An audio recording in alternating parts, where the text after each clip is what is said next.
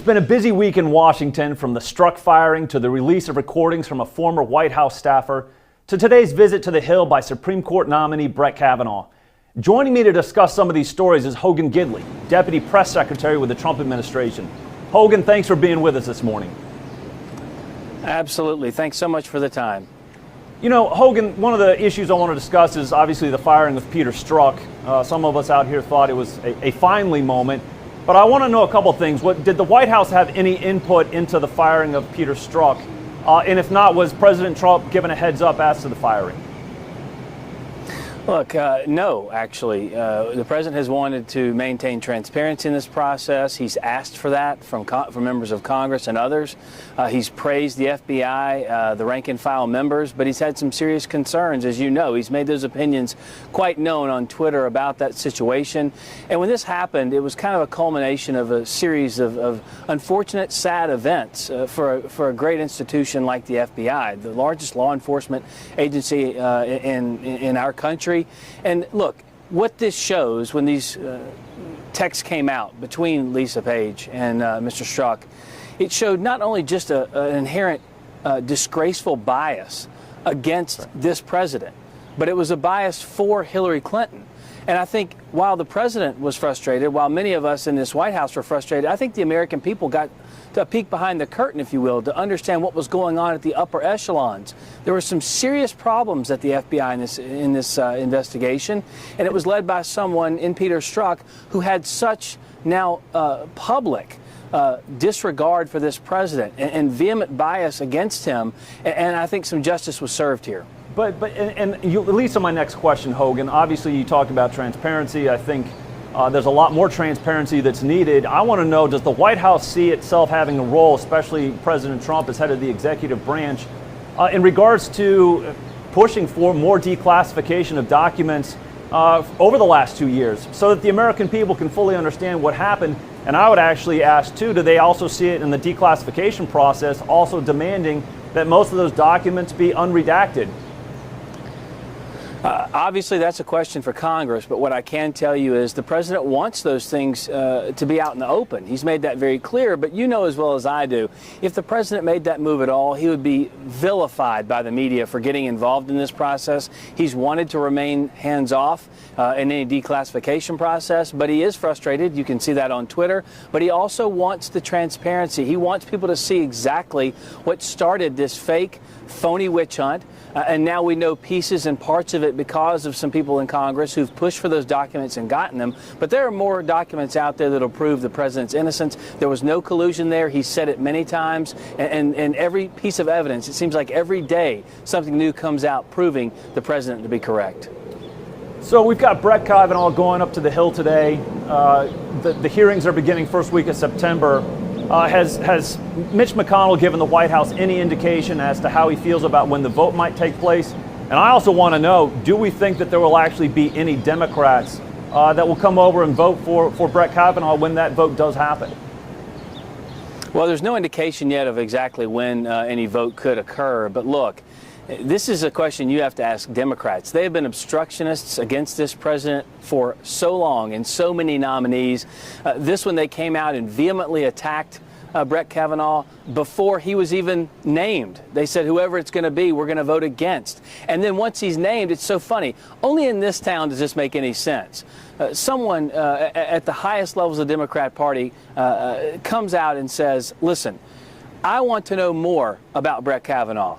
And then says, I'm not going to meet with Brett Kavanaugh. Now, how does that make any sense whatsoever? They want to meet with him. Chuck Schumer says, I want the information, and then says, I'm not going to meet with him. It makes zero sense, but only in this town would that be treated as some type of active, heroic behavior. So we also have something else in the news. Former White House staffer Omarosa, with the release of her book.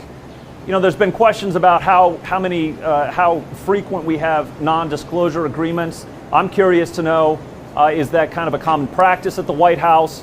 How widespread it is it? But I also want to know this, Hogan. Does the president feel that Omarosa might have violated any laws in regards to executive privilege by secretly recording conversations with him? Whether she broke any laws, that's going to be up for attorneys to decide. And obviously, I can't get ahead of any ongoing internal conversations or looks into what exactly occurred there. But what I can tell you is, here's someone in Omarosa.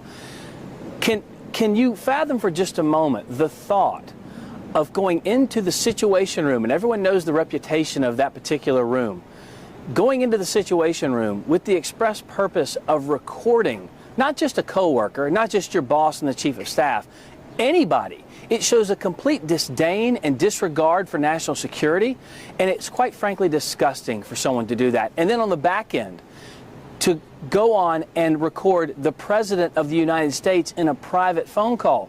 And forget all that for just a moment.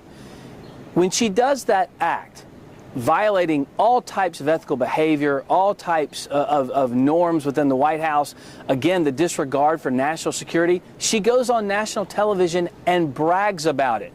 Brags about it to the very same media who gave her no credence, no credibility while she was behind these walls. Now she's on the outside. And when she was speaking the truth and saying how great Donald Trump was for the African-American community, what he had done to bolster their ranks and get popularity amongst the community, the actual deliverables he'd done, and also the heart of the man that she'd known for 15 years, that wasn't paying the bills. So she decided to change her tune. Now she's the toast of the town.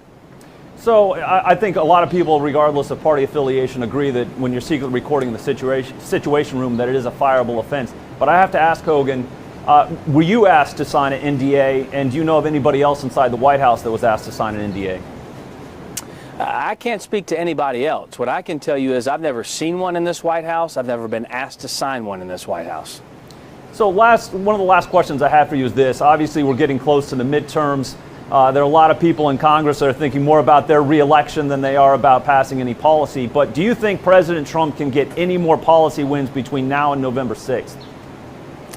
I sure hope so. The American people deserve nothing less. One of the things that we've been talking about here consistently, back in the fall of last year, the president released a 70-plus page plan regarding a long-term lasting solution for immigration reform. Democrats wouldn't come to the table. We saw that in the Schumer shutdown right after Christmas. He wanted nothing to do with a permanent fix. What he wanted was the issue.